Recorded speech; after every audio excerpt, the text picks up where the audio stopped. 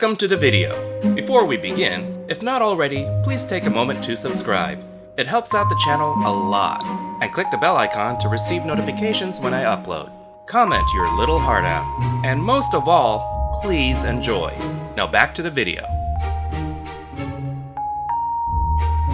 You know, it's really been a long journey. This is my 250th movie review. I can't believe I've done this many. That's 6 years of bad puns, dad jokes, cat videos, and oh yeah, movie opinions. I wanted to do something special for this landmark. This is Ed Gein. Not the subject of this review, not exactly. Real-life maniac Ed Gein would kill people, dig up graves, make furniture out of human bones, kept stacks of body parts around the house, made masks from human faces, bodysuits out of human skin. Any of this sound at all familiar? While being the subject of several movies based on him, Ed Gein also inspired several, meaning a lot, of other movies, characters based on him becoming legendary horror icons themselves. So when so many movies drink from the same watering hole, lots of movies start to seem similar, and overly so. But I'm talking about one of the first to jump on this bandwagon. In 1974, Tobe Hooper took the concept of Ed Gein and just ran with it. This is the Texas Chainsaw Massacre. Oil storage units continue to burn out of control at the huge Texaco refinery near the Texas-Louisiana border. Wait, chainsaw is 2 words? Let's open with a sizable, somewhat awkwardly phrased intro. George Lucas, take notes. This is how you build a story framework. Someone went digging in the cemetery and forgot to bring lights. Several graves were dug up. If you can't carry all the parts out, you may as well get creative with what you leave behind. This is a work of art. Almost made it. 5 young potential victims just happened to be on a road trip through the area. Hippie pirates walk the plank, yarr.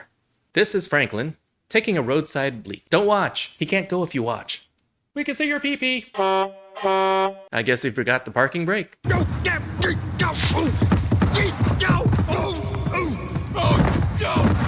You okay? I can't feel my legs. So I'm fine. Every group in the 70s had one of those friends who was way into astrology. Zodiac. Still, it was the 70s, so I wouldn't be throwing around the Z word so much while tooling around in a van. People were still on edge. It just means Saturn's a bad influence. Yeah, I'm gonna be a bad influence on Uranus later. He looks tired. This is Sally, Frank's sister. They have a grandfather buried in the same cemetery that was defiled earlier, and they want to make sure he's still dead. Okay, I guess I'll stay with the van, thanks. I see things. Get this man a Twitter account, stat. All that, and we don't even get to see Grandpa's undisturbed grave. Why pay for a movie tombstone for a single scene when you can just take her word for it? What smells? Sorry guys, that barbecue ain't sitting right. Franklin is our tour guide for the local beef industry. That's the old slaughterhouse. That's where Grandpa used to sell his cattle. Now let me tell you about when I lost my virginity. Hitchhiker. They pick up a hitchhiker, but make him work for it. I'm not one to judge a book by its cover, but come on, man. He looks like what mankind would look like if they evolved from meth. And I'm pretty sure he's using a dead cat for a change purse. And he's carrying photos of slaughtered cows. And he's like super tweaking. They take the head and they boil it, except for the tongue. He paints quite a picture, don't he? And now we're going to talk about what goes into hot dogs. The hitcher grabs Franklin's knife and... Come on. Regretting picking him up yet? He just wants to prove he's not the thing. Drinking coffee, watching movies. Am I the only one shocked and amazed he can operate a camera? Ooh, he's got your soul now. I don't want to know what he's going to do with it. You just walk. I mean, if it's so close. They picked him up, but taking him home is too much to ask now, which makes things even more awkward.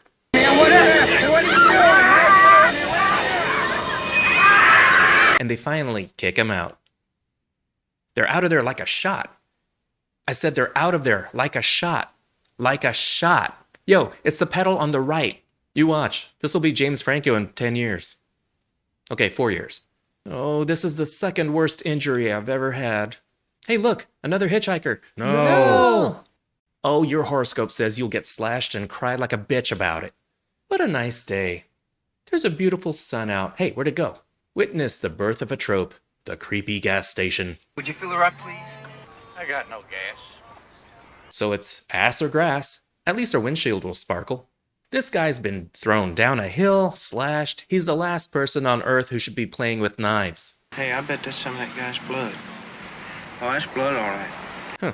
Didn't taste like blood. They finally noticed the bloody mark the hitcher left when he was kicked out. He just tried to write "wash me" in hepatitis. So they still need gas. Franklin, if we run out of gas before we get back to that service station, you towing us back in your chair. Does he look like he has that kind of torque? Say, this looks like a safe place to explore. Even though it's owned by Sally's family, this isn't looking too friendly.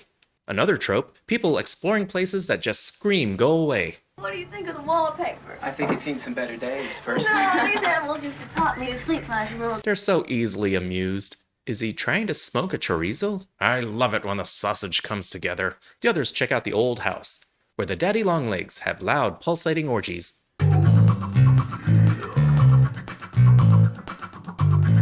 No, I got it. Don't let me interrupt your fun, stupid a-holes. Ugh, that sounds like a lot more stairs. Franklin hasn't been having a very good time on this trip. He gets thrown down a hill, slashed by a tweaker, and now that Taco Bell's coming back at him. Well, Pam and I'd like to go swimming, man. You ever wonder what's in a MyPillow? Now you know. In Texas, this qualifies as mistletoe, so pucker up. Meanwhile, in a nearby Claritin ad, Kirk and Pam leave the others to gather flowers and other wholesome activities. Just kidding, they want a bone. The old watering hole is more hole and less water, but they find a nearby house for possible boning. Someone's killing time. A generator tells them that they have gas, which they need.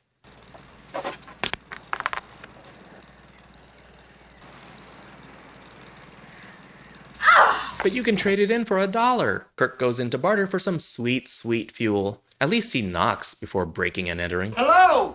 Is that Kanye's new album? Hey, there's a bug on you. Let me get that for you. Sorry, missed. Hold still. Got it. Better close the door, the cat might get out. Pam goes looking for her now flatter boyfriend. Foreshadowing. She goes in and finds out how the sausage is made. Sky chicken. That's one way to use every part. They really need to hire a decorator or a butcher. Don't you hate when company comes over before we can really clean the place up? This is what it feels like to us. Activate Leatherface. I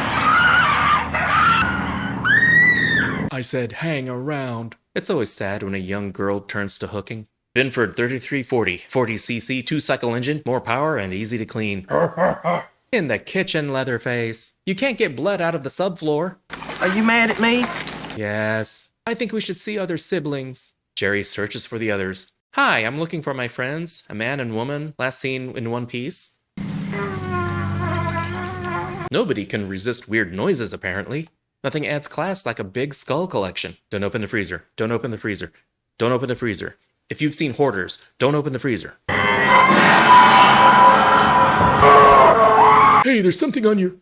screw it. Get back in there. You're gonna get freezer burned. Oh, phoo, I still haven't started the laundry, and these windows are filthy. It's not easy being Leatherface. Kilgon, take me away. Honk if you're horny. I'm not leaving here without Jerry. You have other missing friends, too. Sally goes off to look for them, but she likes a challenge. They go off stumbling in the dark, looking for 3 missing people, while pushing a wheelchair over uneven inclined terrain. I don't like their chances. Leatherface finally shows up, and we get our first chainsaw kill. Sorry, Franklin, but Sally's terrified screaming won't help. Run, Sally, run! Luckily, bushes were bigger in the 70s, so it's easier to hide. Sally finds that house, but at least the lights are on this time. It doesn't look like the occupants will be much help. Thank you for being a friend. Oh yeah, he's still down there.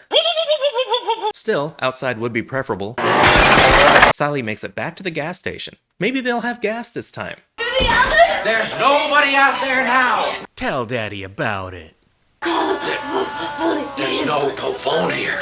No phone, what a shock. Here's some of that famous barbecue. The Muerto County Sheriff's Office began an Oh, this is less encouraging. This is how we sweep our women off their feet in the South.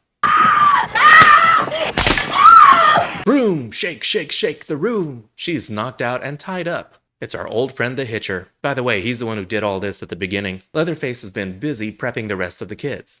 Well, at least they feed her. What are we having? Franken beans. Grandpa will be joining us. He'll be sampling the goods. So, still in school? Grandpa might have sucked a bit too much blood. It's not the first time she's woke up with one of these in her face. Wait, was this the chicken from earlier? That kind of makes me sad now. Would our guest like to scream grace? Amen. His face just lights up a room, doesn't it? Now let's play with our food. Did Leatherface put on makeup? Right, you're just a cook. Shut your mouth. As if dinner needed to be any more awkward.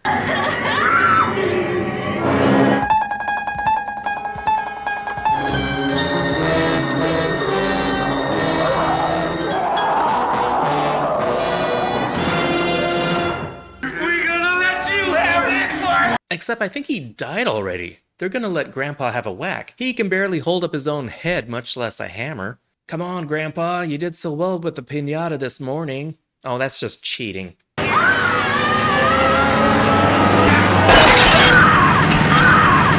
Come back! Grandpa still needs a bridge partner.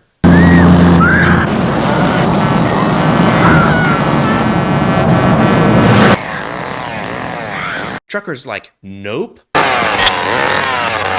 Sorry. A hopefully helpful pickup stops. Sally jumps in and they escape. They say that Trucker is still running. They get away with their sanity intact. I know you're in a hurry, but I gotta stop for gas real quick. No! That was the original Texas Chainsaw Massacre. I have to say original because this movie has so many reboots, sequels, prequels. I feel like I've seen this movie way more times than I actually have. Not to mention a lot of similar imagery appears in other movies. Over the years, I've seen so many houses decorated with bones, disfigured humans. I'm waiting for HDTV to get a show on this. You want to know something crazy? The Texas Chainsaw Massacre has a body count of 5, and only one of them is killed by a chainsaw.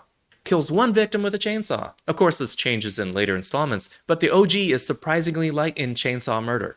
Franklin is a terribly written and acted character, but still kind of fun to watch. He's a bit of a scamp, and I can't say the rest are any deeper. His departure's stunning. We expected him to live, having so much screen time and being in a wheelchair. That's like hitting a guy with glasses. The rest are, of course, here to die. I don't remember a whole lot about the other guys. Even Final Girl Sally's character isn't very well rounded, but she can scream like a champion.